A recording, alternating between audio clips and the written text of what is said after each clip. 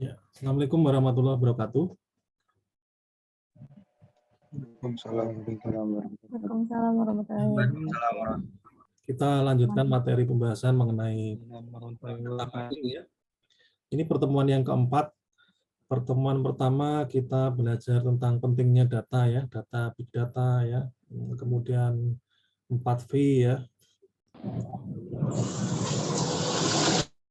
Pengertian mengenai apa itu data warehouse ya. Dan minggu lalu pengenalan data mining ya. Nah, kita melihat pengetahuan apa sih atau hal-hal apa yang bisa kita peroleh dari suatu data ya. Yang paling mudah adalah dengan menggunakan suatu metode statistik yaitu deskripsi ya. Nah, statistik deskripsi itu cara yang paling sederhana dan paling mudah gitu. Bagaimana kita melihat penampakan data ya, data baik dari sisi frekuensi kemunculannya, kemudian dari sisi bentuk visualisasinya. Nah, sekarang kita masih ada hubungannya dengan yang namanya mengolah data, dalam hal ini adalah estimasi. Nah, estimasi ini merupakan fungsi minor ya dari fungsi data mining atau fungsi tambahan ya.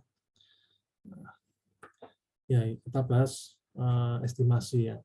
Ya, kita langsung saja ke ini studi kasus ya. Studi kasusnya adalah bagaimana kita memperkirakan air yang dimasukkan ke dalam suatu botol. Ya, ini katakanlah di mesin isi ulang ya di perusahaan air kemasan gitu. Nah, suatu misal kita diberi sampel data volume air isi ulang diisi otomatis oleh mesin pengisi dengan isi yang bervariasi. Sementara volume yang diharapkan adalah 2000 ml. Nah, 2000 ml ini adalah set point ya yang kita inginkan ya. Kita pengennya jualan air dalam kemasan itu sebanyak 2000 ml. Itu yang kita taruh di dalam label kemasannya. Nah, tapi si mesin kan belum tentu mengisi persis pas 2000 ml ya. Nah, bisa saja mengisinya 2001 ml atau 2005 ml. Yang mana itu masih harapan kita masih masuk ke dalam batas toleransinya. Atau misalnya 1992 ml. Nah, itu kan mendekati 2000 ml ya. Nah, tinggal tambah 2 ml jadi 2000 ml. Nah, sekarang kita pengen ini gimana ya? Kita pengen tahu benar nggak nih settingan mesin yang sudah kita rancang dan kita setting programnya, kemudian keran-kerannya juga sudah disetting supaya harapannya memunculkan atau mengalirkan air per botol pas 2000 ml. Kan itu dalam bentuk dan berjalan ya. Kalau dalam air isi ulang itu ya nggak mungkin diisi satu-satu, enggak ya. Yang isi orang juga nggak mungkin. Yang mengisi adalah mesin. Nah, karena mesin maka dibuat otomatis, habis diisi geser, seperti itu. Nah, maka seorang supervisornya melakukan suatu penelitian ini. Dalam hal ini sebanyak 12 botol. Nah, ini pura-puranya 12 botol. Pengennya sih 100 botol atau bahkan 1000 botol gitu ya. Tapi tentu itu cukup memakan waktu sehingga diambillah hanya sekitar 12. Lebih banyak lebih bagus ya. Sehingga akurasinya dan kepresisiannya lebih terjamin. Baik, mesin kemudian ketika dia cek ya, di dalam mesin itu botol yang pertama terisi air 2016 ml. Botol yang kedua kan berjalan nih, botol 1, kemudian botol 2 berjalan diisi ya. Botol yang kedua 2025, botol yang ketiga 1968 dan seterusnya sampai botol yang ke-12 nah, yaitu 1987. Nah, si supervisor ini cukup mengambil 12 saja. Baik. Nah, ternyata berdasarkan pengamatan si supervisor tadi, data tadi, ya, dia sudah mencatat mesin tadi tidak tepat mengisi 2000 ml, gitu ya. Nah, sekarang pertanyaannya, berapakah volume air pada umumnya di dalam botol yang diisikan? Nah, Anda bisa menjawabnya dengan cara apa ini? Tentu dengan cara rata-rata tadi ya. Nah, berapa kira-kira volume air yang akan diisi pada botol di masa datang bila mesin mengisi botol tersebut? Nah, kira-kira botol yang ke-13 itu berapa? Berapa mili gitu ya? Botol ke-14 berapa mililiter lagi ngisinya? Benarkah tepat 2000 mililiter atau kurang dari 2000 mililiter? Kalau kurang berapa? Kalau lebihnya berapa? Nah, inilah yang kita sebut estimasi ya.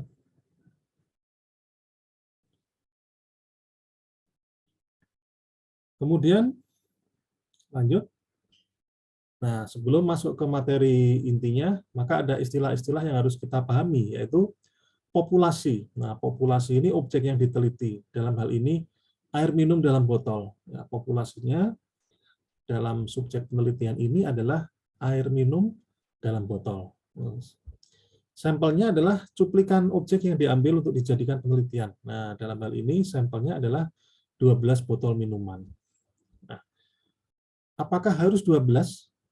Apakah boleh kurang? Ya 10 boleh. Lebih boleh nggak? Boleh. 120 boleh nggak? Boleh. Ya. Dalam hal ini adalah semakin besar sampel yang diambil, maka kemungkinan akurasinya akan semakin tinggi. Nah, populasi ini besarnya tidak terbatas. Kenapa kok tidak terbatas? Ya, selama mesin tadi menghasilkan suatu minuman air yang dalam botol sebesar 2000 ml, maka ya sebesar itulah populasinya. Ya, mungkin Anda pernah mendengar berita ya bahwa pabrik Aqua misalnya atau Fit misalnya dan pabrik air mineral dalam kemasan lainnya, mereka mengatakan bahwa oh kami setiap hari bisa mengisi galon sekian ribu galon per hari. Nah, itulah yang disebut populasi. Tentu kita tidak akan mengukur semuanya ya, maka kita ambil sebagian ya, itu yang disebut sampel ya, atau contoh atau cuplikan objek. Berapa sampel yang ideal? Ya, saya nggak bisa mengatakan kalau populasinya misalnya 1000 botol, yang ideal berapa? Ya, anggaplah Anda mengambil 10% saja. 10% dari 1000, maka 100 botol. Nah, nanti kalau dalam kaidah statistik kan juga ada errornya ya, error sampling dan sebagainya. Nah, intinya kalau memang mau lebih mudah ya sudah ambil saja 10% misalnya. Dalam hal ini 12 botol. Kalau ingin lebih agak random lagi, 12-nya nggak boleh urut ya. Satu botol. Kemudian botol yang kedua jalan, botol yang ketiga jadiin sampel. Botol 4 jalan, botol yang kelima jadiin sampel. Sampai sebanyak mengambil 12 botol sampel. Boleh saja seperti itu untuk menambah suatu kerandoman dalam sampel. Gitu. Baik, saya lanjutkan. Nah, estimasi ini ada dua, ya, estimasi titik dan estimasi selang. Di sini ya. Apa itu estimasi titik? Estimasi titik ini bentuk estimasi yang menghasilkan satu buah nilai estimasi berupa angka. Jadi hanya satu angka saja. Itu. Nah, kemudian di sini ada keterangan populasi terus bertambah. Nggak mungkin kita menghitung mean dan variance. Nah, nggak mungkin ya. Karena akan terus bertambah. Tadi di awal sudah dibilang bahwa populasi itu tidak terbatas gitu ya. Nggak mungkin kita hitung mean dan variance. Oleh karena itu kita perlu sampel ya, yang supaya kita bisa hitung estimasi pada parameter di atas. Nah, mengapa kita perlu estimasi? Nah, karena bila kita memiliki nilai rata-rata dan varian yang cukup akurat, maka akan banyak pertanyaan yang dapat kita jawab dengan baik. Misalnya, lu kok itu nggak pas 2000? Kenapa ya? Nah, apakah mesinnya rusak atau mesinnya kerannya ada yang mampet dan sebagainya dan sebagainya. Oleh karena itu, kita perlu tahu berapa angka estimasi ini. Nah, bagaimana cara mengukurnya?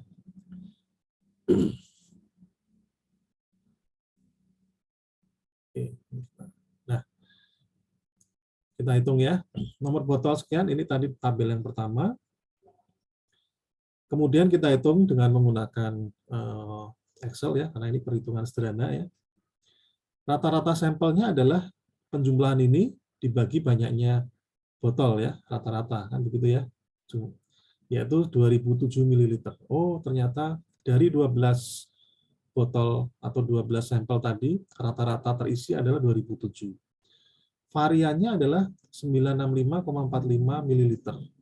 Standar deviasinya 965,45. Sama dengan 31,07 ml. Nah, dari sini kita bisa tahu nih, rata-ratanya bisa tahu, varian sampelnya bisa tahu, dan standar deviasinya juga bisa tahu. Nah, pengetahuan apa yang bisa kita peroleh? Nah, pengetahuannya adalah bahwa dari sampel tersebut rata-ratanya adalah 2007, gitu ya, dengan varian sebesar 965,45 ml. Kemudian ada yang namanya estimasi selang, ya. Estimasi ini hanya menghasilkan satu angka. Bagaimana bila diinginkan angka yang selang agar lebih mengakomodasi error? Nah, kalau di istilah lain ada toleransi ya namanya ya. Maka ada cara menghitungnya, yaitu batas bawah dan batas atas. L ini low, ya lower ya. U ini adalah up, ya upper ya. Batas bawah ini L, batas atas U. Rumusnya adalah X dikurangi Z alfa dibagi 2 dikalikan theta X. Kalau yang batas atas, X plus Z alfa per 2 dikalikan theta X. Nah, apa itu X, apa itu Z? Nah, balik lagi ke yang tadi, rata-rata sampel sekian, ya, 24.084 dibagi 12, 2007 ml, variannya adalah 965,45 ml, standar deviasinya 31,07 ml. Selang kepercayaannya adalah 95%. Nah, ini 95, apakah harus 95? Enggak mesti. Anda ingin 85 juga boleh ya. Kalau 85 ya berarti alfanya sama dengan 100 dikurangi 85 ya.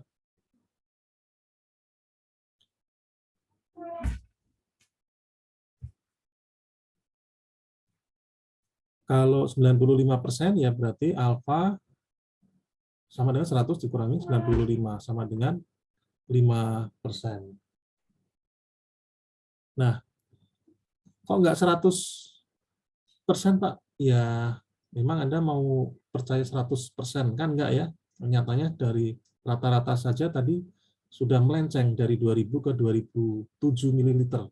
Ya, jadi enggak mungkin kita memberi kepercayaan itu 100% gitu ya. Gitu. Nah, sehingga kita yang paling mendekati 100 saja deh, ya, 95% katakanlah. Maka selang kepercayaannya, alfanya adalah 5%. Kalau 90% ya alfanya 10% gitu ya. Suatu misal kita gunakan selang kepercayaan 95%, alfa sama dengan 5%. Nah, maka Z sama dengan alfa bagi 2, 5 bagi 2 sama dengan 2,5%. Atau 0,025. Nah, di sini Anda perlu tool tambahan ya, yang namanya tabel distribusi. Ini Anda download saja dari internet, ini ada tabel distribusi. Nah, Anda cari yang paling mendekati nilai 0,025. Nah, mana nih di antara sini yang mendekati 0,025? Ini ada nih 0,0255, tapi ini 0,0255 atas ya. Atas. Nah, ini yang paling mendekati. Nah, ini terlalu bawah 0,0247, sementara di sebelah sininya ada yang paling mendekati 0,02499. Nah, kita ambil ini. Maka ini ada di baris kolom berapa? Ini ada di baris 1,9 dan kolom 0,060. Nah, kita apakan ini nilainya? Nah, yang kita pakai adalah nilai ini, 0,06 dan 1,9. Nilai 0,024998 atau ekuivalen dengan 0,0250 dalam baris 1,9 dan kolom 0,06. Sehingga diperoleh dijumlahkan 1,9 ditambah 0,06 sama dengan 1,96. Nah, batas bawahnya min, nah, kasih nilai negatif, batas atasnya positif ya. Nah, tinggal menghitung ini nih. Apa ya ini? Theta ya ini ya. Theta X sama dengan theta dibagi S squared. Standar deviasi dibagi akar banyaknya data. Nah, kita lihat. Standar deviasinya tadi berapa? 31,07 ya. Nah, tadi di perhitungan atas. Kemudian banyaknya data adalah 12 ml. Sehingga kita hitung 31,07 ini dibagi akar dari 12. 8,97. Nah, 8,97 sehingga batas bawah L-nya rata-rata ini 2007 dikurangi 19,6 kali 8,97 sama dengan 1989,42. Kemudian batas atasnya 2007 tambah 19,6 kali 8,97 sama dengan 2024,58 ml. Nah, jadi selang kepercayaan 95% berdasarkan sampel tersebut adalah 1989,42 sampai dengan 2024,58 ml. Jadi inilah yang dari sampel 1 sampai 12 tadi, ya, maka dihitung toleransi apa ya yang diisi ya air itu batas bawah dan batas atasnya ya nilainya sekian. Berarti harapannya botol yang ke-13 dan seterusnya tidak boleh kurang dari ini, ya, tidak boleh lebih dari ini. Nah, seperti itu ya. Kalau ini nilai ini 85 misalnya, nah, mestinya ini lebih turun lagi, ya kan? Ini juga lebih lebar lagi, begitu. Seperti itu kira-kira. Pengetahuan apa yang bisa diperoleh dari pengolahan data di atas? Bila kita melakukan prosedur 100 kali, maka akan berpeluang untuk mendapatkan 95 buah selang yang benar-benar mencakup populasi sesungguhnya. Jadi kalau kita melakukan suatu sampel tadi 100 kali, maka akan mendapatkan 95 buah selang yang mendekati 2000 tadi.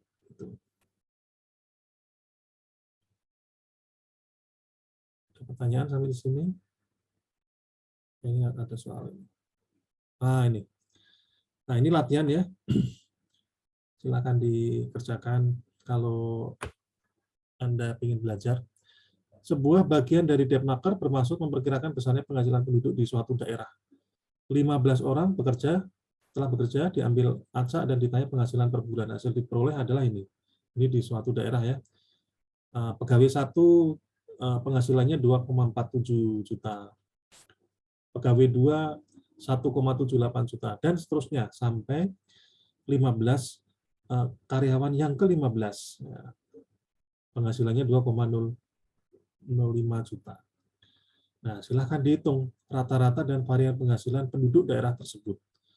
Nah, dihitung juga kalau dengan selang keyakinan 99% dan 95% untuk rata-rata penghasilan, perbandingannya gimana gitu ya, seperti itu. Jadi nanti bisa kita ketahui nih, oh ternyata rata-rata pegawai di daerah tersebut penghasilannya sekian, nah, gitu ya, lebih kurangnya sekian gitu. Nah itu ya, oke. Ada pertanyaan sampai di sini? Baik, kalau tidak ada pertanyaan, saya akan memberikan tugas ya. Tugas ini sudah saya sampaikan di sini. Saya share dulu ya. Salah share. Mana tadi? Share-nya mana ya? Mana ada? Oh ini.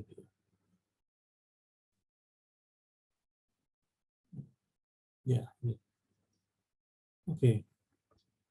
Nah, ini sudah saya. Oke.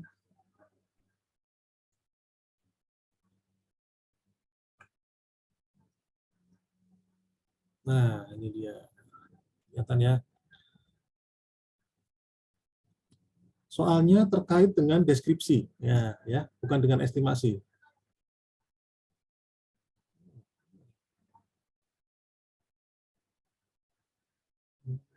Oh, ini dia. Tugas pertemuan.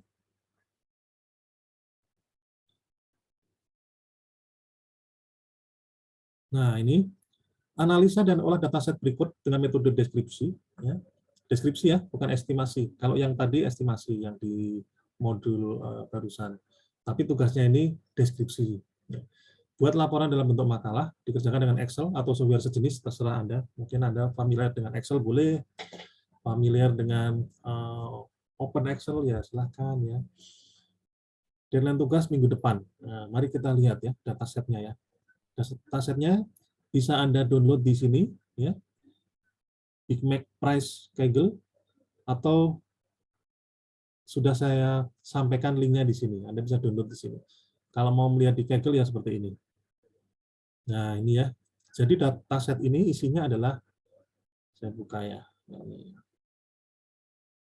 Big Mac Price.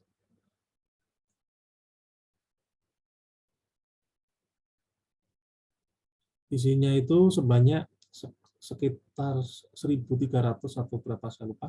Nah, ini datanya. Silahkan dipelajari datanya seperti apa bentuknya, ya. Dilihat dari sini Kaggle. Di sini ada keterangannya. Ya. Data dari The Economist, ya. Economist itu majalah ekonomi internasional. Bentuk datanya seperti ini. Bentar. Nah, ini kalau dibuka file CSV-nya. Ada tanggal, ada currency, ada nama negara, local price, dollar X, dollar price. Jadi ini pada intinya, ini berdasarkan tanggal, negara Argentina itu jual McD sekian. Tanggal sekian lagi, Argentina, mana lagi Argentina bawah lagi, di bawah kali ya. Dan seterusnya. Pokoknya di Argentina bawah, kalau Anda nemu, dijual lagi tanggal di tahun berikutnya, misalnya ini 2000 ya, 2021 ada berapa. Dan itu ada banyak di bawah. Banyak, termasuk Indonesia, ini adanya Indonesia. Tahun 2000 dengan mata uang rupiah, ini pasti rupiah, bisa Anda aplikasikan ya, yang sisi sini ya. Di Indonesia tahun 2000 McD itu dijual 14.000 rupiah gitu ya. Kemudian harga dolarnya 1,8 rupiah. Nah, ini banyak negara di bawah. Sekarang kalau misalnya ada yang bertanya, mahalan mana sih harga lokal McD di berbagai negara ini di tahun 2000? Anda jawabnya gimana? Gitu ya, kira-kira seperti itu. Kemudian berapa sih rata-rata harga McD ya, lokal ini di Denmark misalnya. Nah, rata-rata berapa sih dalam setiap tahun? Karena ini datanya ada beberapa bulan ya. Di bawahnya nomor 10 ini ada Denmarknya banyak lagi kalau Anda mau sorting, nge-lag kalau saya scroll ke bawah. Kira-kira Anda sudah tahu ya model-model datanya. Nah, ini dalam menganalisa data ini namanya tahapan pertama dari CRISP-DM, yaitu mengetahui atau mengenali tujuan bisnis dari data tersebut. Nah, nanti ada juga langkah berikutnya, mengetahui datanya. Kemudian berikutnya lagi, mentransformasi data. Nah, nanti ada data-data yang sekiranya aneh-aneh. Nah, ini kayak gini nih misalnya. 1,0, yang satu, yang bawahnya cuma 2 angka di belakang. Nah, tapi kok ini banyak gitu ya. Terus ini juga dan sebagainya. Anda lihat, nah ini bisa Anda olah ya, atau Anda perbaiki lah ya. Misalnya di sini ada kasih contoh. Nah, ini Chili ya, lokal price-nya ini 1260 misalnya. Tahu-tahu Chili yang di bawah ada muncul lagi 221.270 misalnya. Kan nggak mungkin ya. Ini namanya data outliner, data yang nggak benar ya, yang harus Anda benerin gitu. Terserah, ada dua cara. Anda bisa hapus ini data yang nggak benar, atau Anda sesuaikan dengan nilai rata-rata dari harga Chili yang lain. Misalnya setelah dihitung semua harga McD di Chili itu 2212 misalnya. Oh, berarti Anda ambil aja 2212. Kira-kira cara mengolah, transformasi datanya seperti itu. Atau mengcleaning data ya, itu caranya seperti itu. Itu tugasnya ya. Mana ya tadi? Jadi mau nggak mau Anda harus pelajari ini dulu, maksud datanya seperti apa. Kemudian ini juga sudah saya sorting. Nah, banyak banget ya, 1000 sekian ya. Nah, your meeting will end in 10 minutes. Oke. Datanya banyak, Sri Lanka, ternyata Sri Lanka ini banyak banget, South Korea juga banyak banget, dan sebagainya. Kalau misalnya dia bertanya, saya ingin rata-rata penjualan lokal McD di Korea Utara, Korea Afrika Selatan berapa? Nah, Anda gimana jawabnya? Silakan diselesaikan dengan metode deskriptif tadi. Ya, baik. Saya kira itu dari saya. Ya, ada pertanyaan? Saya mau nanya, Pak. Ya, silakan.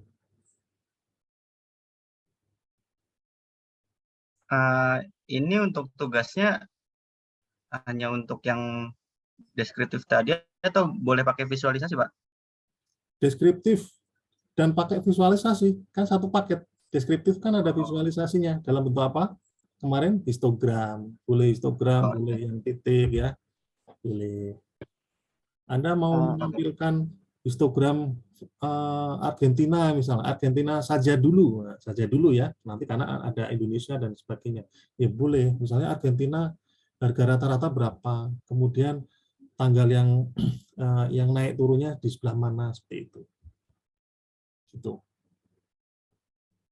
Oke, Pak, siap. Ya, baik. Nanti sangat menyenangkan saya kira kalau kita sudah ngotak-ngatik data di Excel. Baik, Pak, saya mau bertanya, Pak. Iya, silakan. Mengenai laporannya, ini dalam bentuk makalah itu seperti apa ya, Pak? Ya, dalam bentuk makalah berarti Anda ada perhitungannya, kemudian ada tampilannya di Word ya, dibuat PDF ya. Dari Excel dipindahkan ke Word. Oh, baik, terima kasih ya, Pak. Baik, terima kasih atas perhatiannya. Boleh menyalakan webcam-nya? Kita foto bersama. Maaf Adam, mau nanya Pak. Ada 30 mahasiswa. Ya, silakan yang bertanya. Pak, itu ini rekaman kuliah ini mau di-share nggak Pak? Gimana? Rekaman kuliah ini di-share nggak Pak? Zoom ini Rekamannya? Zoom. Iya, rekamannya Pak. Iya, rekamannya di-share di Google Classroom. Anda sudah terima materi kan? Iya Pak. Iya, Berarti tinggal videonya aja ntar ya Pak. rekamannya kan menyusul setelah ini ya. Yang kemarin sudah kan ya, kemarin kan tidak saya rekam karena slide-nya ini masih belum teratur. Tapi sudah saya tampilkan ya di Google Classroom ya rekamannya. Oke? Oke Pak. Ya, terima kasih atas perhatiannya. Semoga selalu sehat. Assalamualaikum warahmatullahi wabarakatuh. Terima kasih, Pak. Waalaikumsalam. Terima kasih, Pak. Terima kasih, Pak. Terima kasih, Pak. Terima kasih, Pak.